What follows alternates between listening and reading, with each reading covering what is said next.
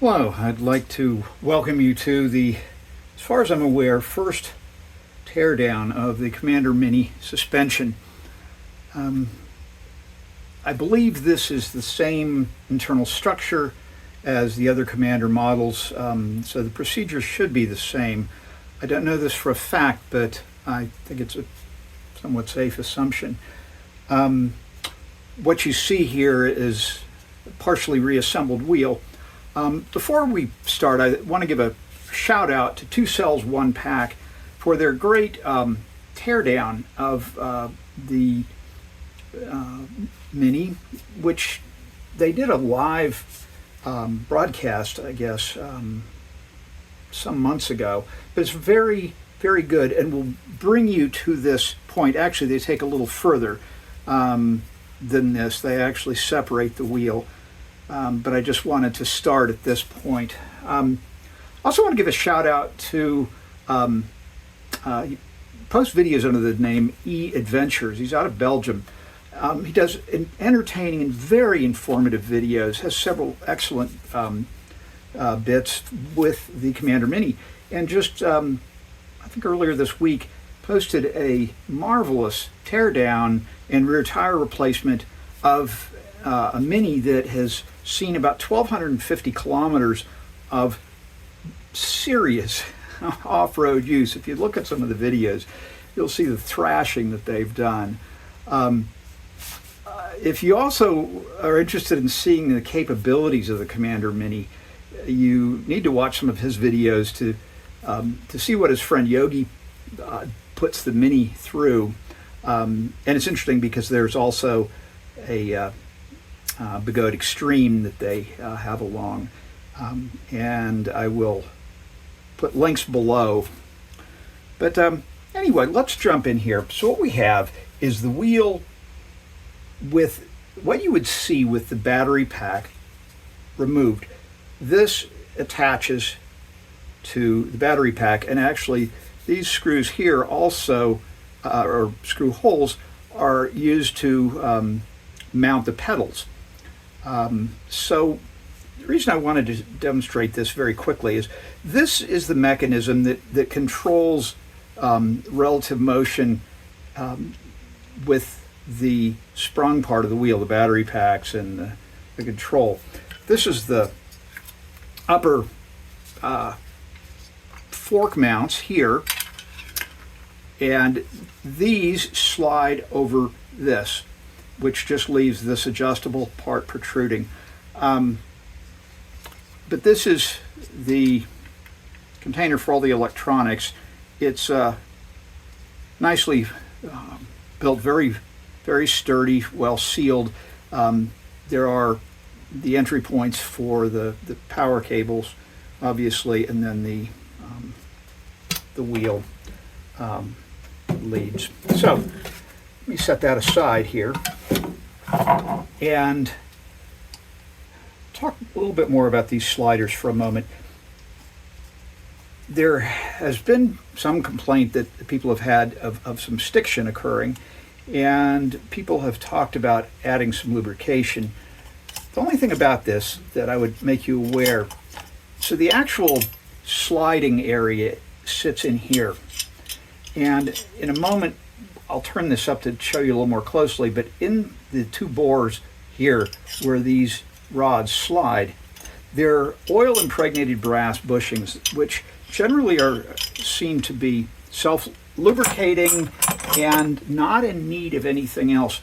You want to be careful about putting something on that could end up binding dirt and further tearing this up. One thing that I have thought about that would be even better than this, if there is sufficient room, and I'll show you again in a moment when we pull this apart. But what I think would be very good in this is some sort of a self-lubricating plastic, high-density polyethylene, something like that. If this was made just slightly bigger, so that you could have a set of threads cut into it, and then just little replaceable plastic screws that would go in and would be self-lubricating, and when they wear, just pull them out, put a new one in. In fact, it would be quite easy for Begode Extreme Bowl to throw an extra set of 4 in with the box, in the box of the wheel. But anyway, that's just a thought that I had. So in removing this component, the wheel where we mount the suspension of the wheel, the axle, there are 4mm Allen heads. You have to be careful when you're removing these. These are flathead with a countersunk cut in it, which only allows a shallow socket area for the Allen head to fit in. You need to be careful and not turn to the side, lean or cant it, because there's a good probability of stripping these out, and I've seen people reporting that they've stripped them out. One person has said that after taking the wheel apart 3 or 4 times, he just replaced all of these. What I was looking into was sourcing some Torx head, which will bear the load much better. But when you remove these, what you need to do is have a socket, or you could do this with a hand, but they're in pretty tight. Just a standard wrench like this would probably work, but you're going to have to hit it fairly hard. What you want to make sure is that you stay perfectly straight in, so that you don't lean, so you don't strip this out. I removed mine with no difficulty, just using an impact. Just made sure to keep that well centered, push down hard to keep the bit in place. But anyway, these then can be removed, and that allows the removal of the suspension. Now, I'm going to pull this out for a moment. The lower piece, the first part of the disassembly, is removing this, and it is an 12mm Allen head. So I had mine come apart very easily by just hitting this with an impact. All I did was held to the stanchion, and the impact broke it loose. Disassembly of this unit is a little tricky because they used a lot of some very sticky red Loctite type stuff, more of a semi-permanent fix. So if you have an impact, I think you'll be fine to just remove this. But another approach would be simply to loosen these bolts, slide this just a few millimeters, 1/4 inch, whatever, tighten it back down. Then you could take a hand wrench and break it loose using this to clamp the stanchion. So either way will help you get this piece loose. Now I'm going to set the wheel aside and put these goodies back over here.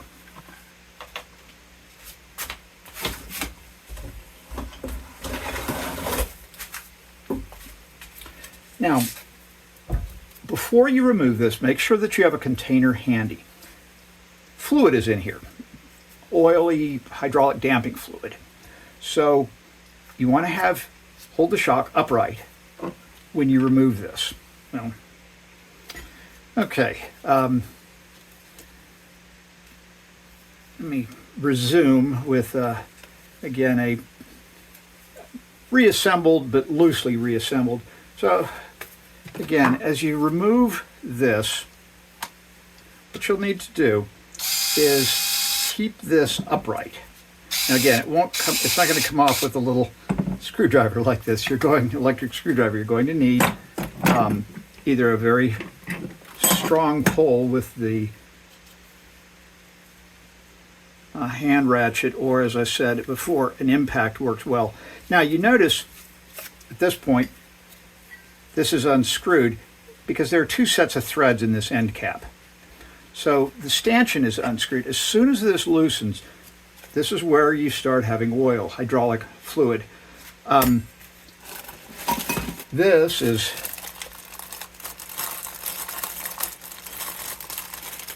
what comes out. It's a oil, fairly low viscosity, and this is the damper fluid. So what you need to do is have a container handy, because it will come out this end. So when you remove this in an upright position like this,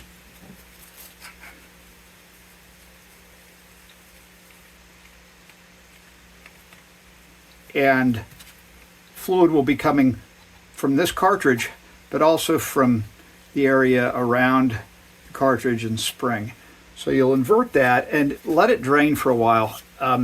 You can even try to move the stanchion up and down to help it drain, but you're still going to end up with some that's going to be trapped in the upper end here.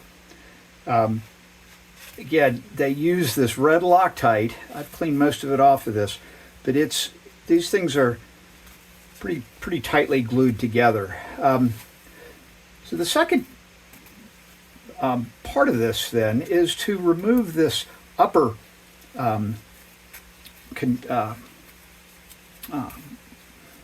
what you call it, but it's just a fitting that holds the whole shock assembly in the slider. Now, this is a nicely machined, both the slider and stanchion, they're very well built. This is nicely machined aluminum. I don't like the silicone they put all over things to keep the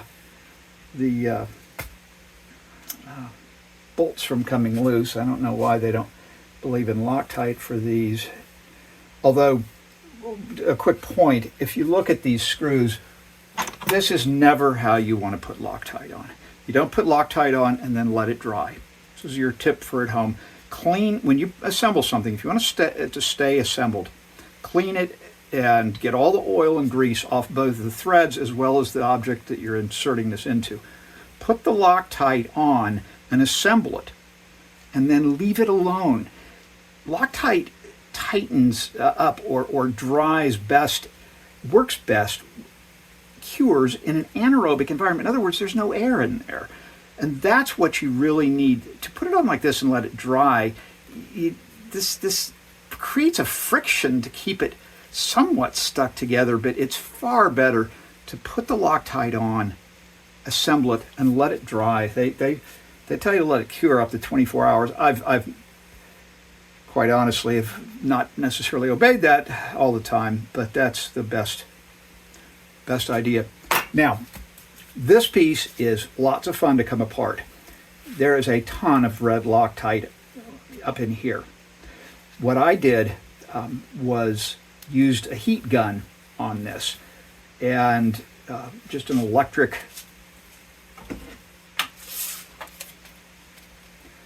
basically a high-performance hair dryer. That will both soften that up a little bit, but what it'll also do is let this aluminum expand. Aluminum will expand a little quicker than the steel insert. Now, I don't know how well it'll come across in the video. There are two small little flats on this. It's let me see, I've measured it and I can't ever remember exactly what size that is. I think it's 31, but we can figure that out very fast.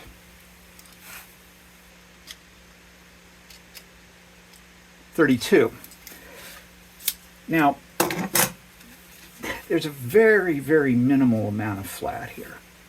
And you'll see this is a little chewed up. What I did, I simply put this in a vise, used a couple little pieces of old inner tube. One advantage of all my years of mountain bike racing and such is that I have lots of old inner tubes, and they make great cut pieces for little bands. They make a very sturdy rubber band. What I'll do is simply line the vise on each side to protect this. Now, you're not going to harm the function by scratching up this powder-coated aluminum, but it'll look nicer if you don't. So you can fix the slider in the vise here on these two square edges. What I ended up doing to get this loose was simply taking a big, serious set of slip joint pliers. I could not make this work any other way. I did not have a wrench that would fit this and get a good enough bite.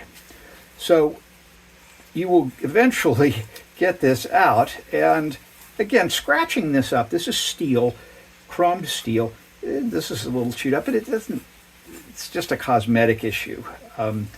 And just in putting the stuff together, there will be enough, a little bit of oily stuff that I'm not concerned about corrosion on it. And all this is this is just this steel mounting sleeve that contains the upper part of the shock assembly.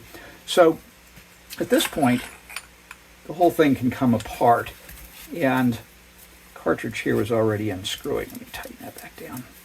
So you'll have more fluid come out at this stage. And these you can just set aside. Obviously you'll want to clean this when you reassemble. Just a quick comment, very good quality bushings. It looks like it's well bushed from about there to there.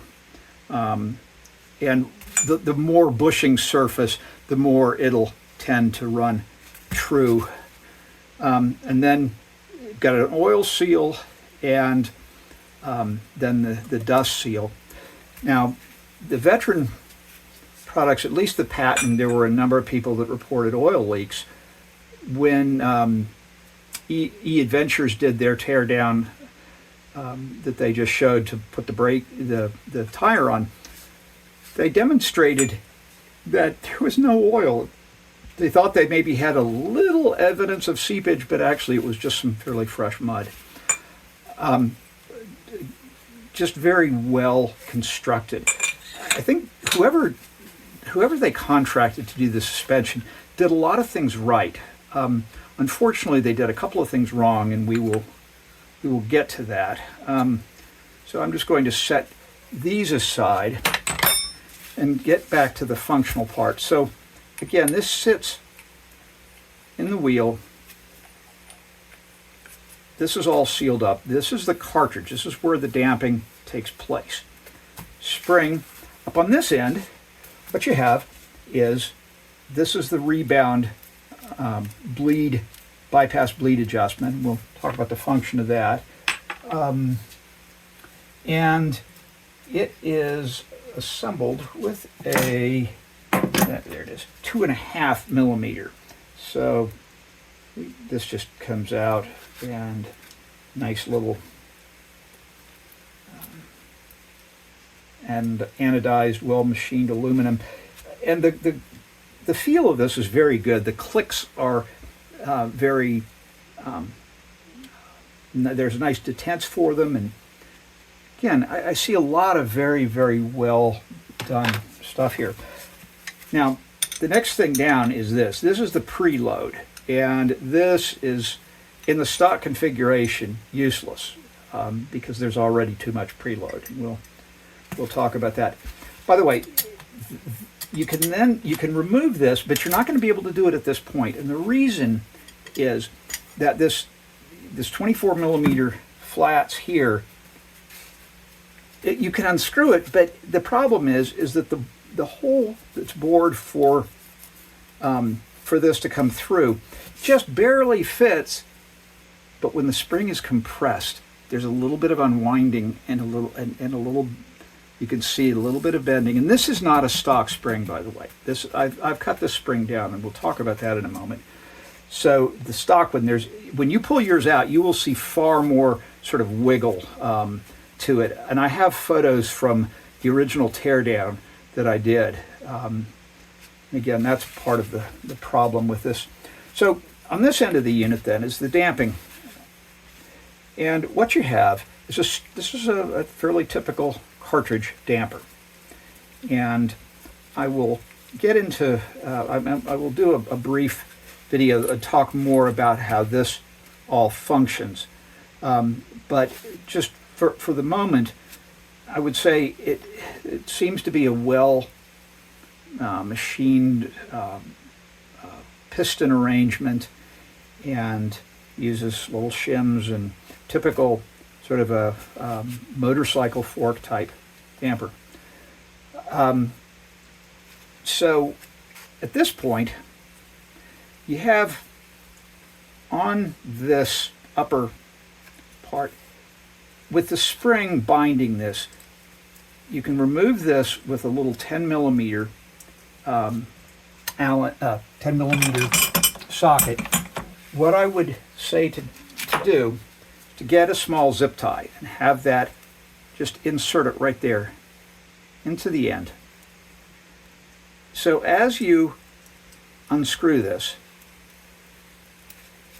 you can then slide, there's the shims, piston, shims, and then the little bottom spacer.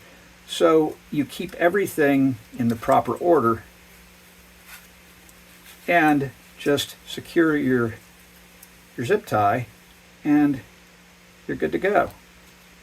And then when you put it back together, there you are. Oops. And that's what happens when you don't secure it. Okay. And again, when we talk about, when I come back to talk about function in a different piece, we'll talk about the shims themselves and how this all works.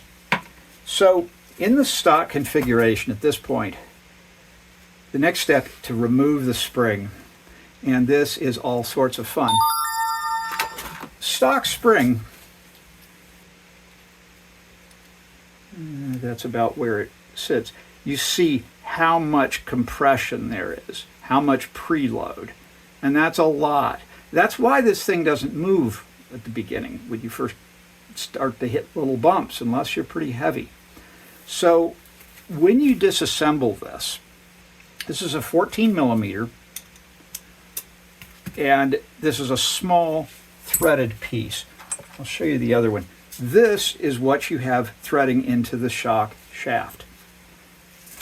Here's the, so this just sits right down in there. You have the spring seat and the lower, or actually upper threaded piece for the cartridge, but it's just these few little threads. So to do this, one thing that we can look at here is we go, okay, it's just barely caught, and then we go a half turn, 1 1/2, 2 1/2, 3 1/2, 4, and about 4 1/2. That's important to know because this is not easy to turn with the stock spring. There's a lot of spring tension. And if you do like I did with the first disassembly, what will happen is you may get caught off guard and launch pieces around your shop, which is fine if you're interested in having a little hunt for parts, but otherwise that's not so good. So by remembering that there's about 4 1/2 turns, what you could do is simply start, and there's 1, and there's 2. Okay, and I didn't have mine fully assembled, loosely put together. And this doesn't have much tension because I've cut the spring down. In fact, I can reload this by hand. That's how I reassembled this. In fact, I can show you. What I did is simply take a piece of PVC that just barely catches this, compress this down, and you can see the top of the shaft is visible. And at that point, you can screw this in. Now, putting this in a vise helps hold it. So I just demonstrated how not to do it. Again, and if this was a stock spring, this would have launched with a lot of velocity. So what you have then is this upper small little spring, technically lower, and then the upper lower spring seat. Here's the spring, and here's a comparison. You can see the difference from cutting some off of both ends. And then as we come on down here, and if it'll come loose, there is spring seat. Now, when you pull the shock apart, the shaft has internals here. What it has, you'll see a little, almost like a ballpoint spring looking thing, and then a long needle valve. Just be aware of that spring. You don't want to lose it. I mean, you honestly, anything of a ballpoint pen spring probably would work fine. If it was a good spring steel, probably isn't quite strong enough. All this does is keep this fully retracted.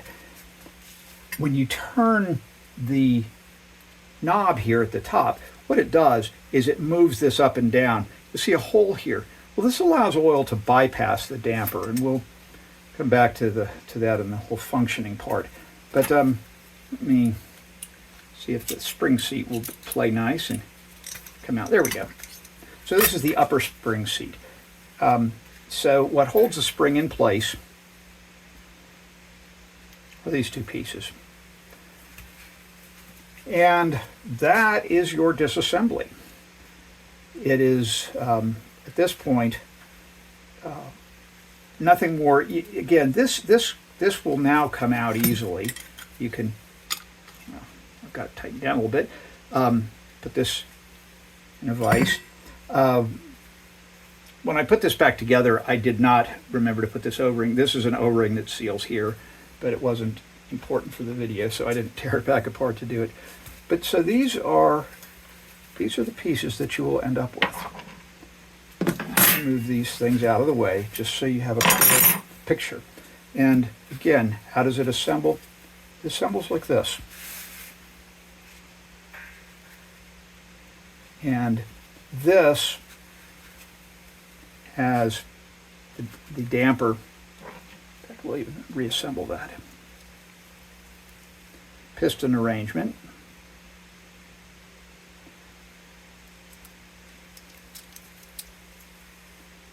And again, you really don't need to disassemble the piston and shim stack.